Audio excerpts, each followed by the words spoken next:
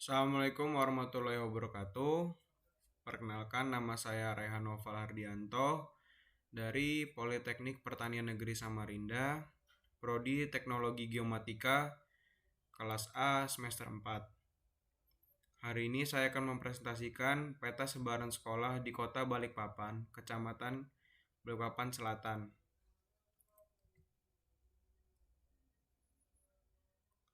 Di sini terdapat daftar isi. Yang pertama, latar belakang; kedua, tujuan penelitian; ketiga, tinjauan pustaka; dan yang terakhir, keempat, ada metode penelitian. Pertama, saya akan membahas tentang latar belakang. Latar belakang saya mengambil materi ini adalah perkembangan teknologi yang sangat cepat telah membawa manusia memasuki kehidupan yang berdampingan dengan informasi dan teknologi itu sendiri, yang berdampak pada sebagian orang untuk meninggalkan proses penelusuran informasi secara manual yang membutuhkan waktu lebih lama untuk mendapatkan atau menemukan informasi yang diinginkan. Pendidikan pada suatu daerah yang masih berkembang terkadang masih sangat kurang, apalagi seperti Kecamatan Balikpapan Selatan, sehingga pendidikan di kecamatan tersebut pastilah belum banyak masyarakat mengetahui lokasi sekolah yang ada pada setiap desa dalam satu kecamatan. Informasi yang dibutuhkan untuk mengetahui lokasi sekolah baik tingkat SD sampai SMA cukup sulit untuk diketahui karena informasi yang disajikan dari pihak sekolah dan cabang dinas pendidikan tidak berbentuk brosur ataupun sosialisasi ke masyarakat, sehingga menyulitkan masyarakat untuk melihat persebaran sekolah yang ada di kecamatannya. Masyarakat hanya bisa mengetahui dari warga sekitar yang belum tentu akurat keterangannya. Untuk mengetahui informasi yang akurat, masyarakat harus datang sendiri ke sekolah-sekolah, sedangkan letak sekolah tersebut cukup jauh untuk dijangkau. Yang kedua, ada tujuan penelitian. Tujuan penelitian adalah untuk menyediakan suatu aplikasi sistem informasi geografis sehingga dapat memberikan informasi yang berguna mengenai lokasi sekolah-sekolah. 3. Ada tinjauan pustaka. Pertama, ada sistem informasi geografis. Sistem informasi geografis merupakan sub-sub yang berhubungan sehingga menjadi sebuah informasi yang mempunyai arti dan berguna penerimanya untuk suatu tujuan bersama. Sistem informasi geografis atau yang biasa disingkat SIG adalah sebuah sistem yang didesain untuk menangkap, menyimpan, memanipulasi, menganalisa, mengatur, dan menampilkan seluruh jenis data geografis. Pengertian peta. Peta adalah gambaran konvensional dari permukaan bumi yang diperkecil sesuai kenampakannya. Pada peta umumnya digunakan dalam bidang datar dan dilengkapi skala, orientasi, dan simbol-simbol. Dengan kata lain, peta adalah gambaran permukaan bumi yang diperkecil sesuai dengan skala. Orang yang ahli dalam bidang pemetaan disebut kartografer. Pengertian aplikasi mobile. Aplikasi mobile adalah perangkat lunak yang dibuat khusus untuk dijalankan di dalam tablet dan juga smartphone. Umumnya, developer mobile apps memerlukan IDE atau Integrated Development Environment dan juga SDK untuk pengembangan dari mobile apps itu sendiri. Pada saat ini, smartphone dan juga tablet ada satu aplikasi yang berguna untuk menyediakan berbagai macam aplikasi yang dijalankan di device tersebut. Pengertian Eclipse. Eclipse yaitu sebuah IDE atau Integrated Development Environment untuk mengembangkan perangkat lunak dan dapat dijalankan di semua platform. Pengertian bahasa pemrograman Java. Java adalah bahasa pemrograman yang berorientasi objek, Object Oriented Programming, dan dapat dijalankan pada berbagai platform sistem operasi.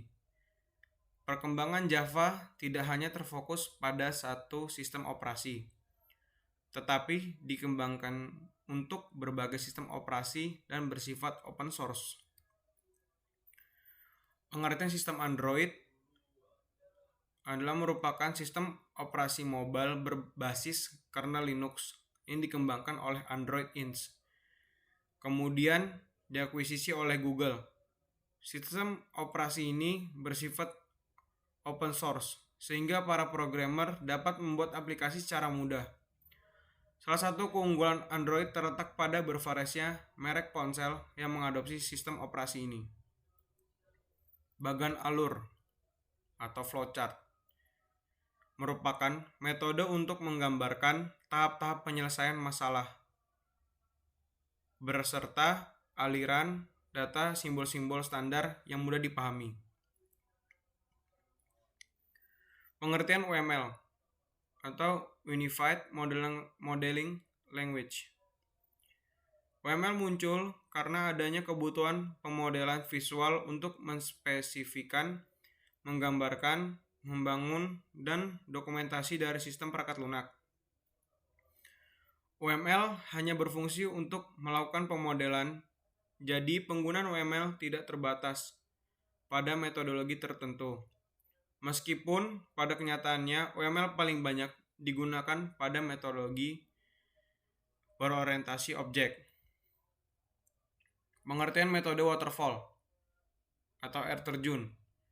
Oleh air terjun menyediakan pendekatan alur hidup perangkat lunak secara sekuensial atau terurut, dimulai dari analisis, desain pengodean, pengujian, dan tahap pendukung atau support. Metode penelitian.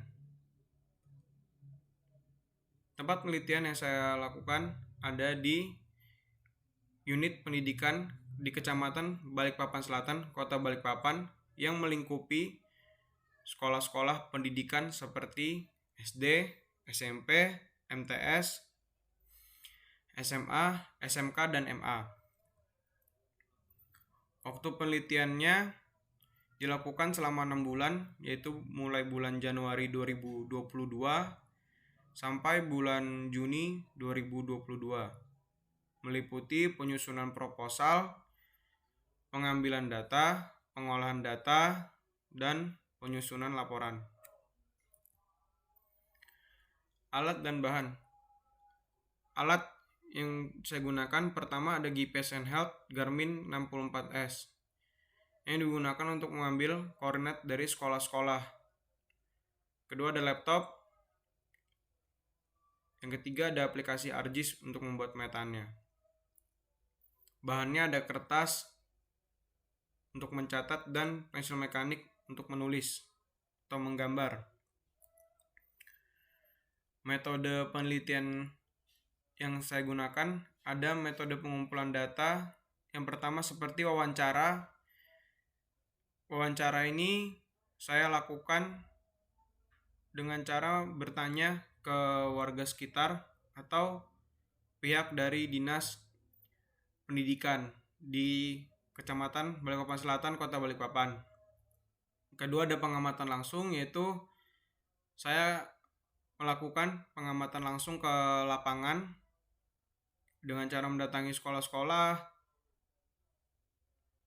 bertemu dengan warga, dan pihak dinas pendidikan. Ketiga ada dokumen. Dokumen ini yang bersumber atau berasalkan dari warga sekitar dan dinas pendidikan. Metode pengembangan sistem.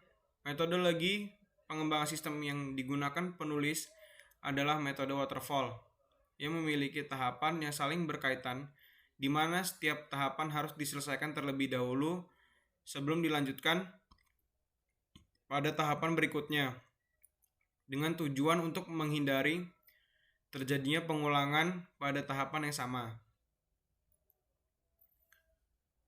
Sekian dari saya. Terima kasih. Jika ada pertanyaan, silahkan berikan di kolom komentar. Mohon maaf bila ada salah kata. Wassalamualaikum warahmatullahi wabarakatuh.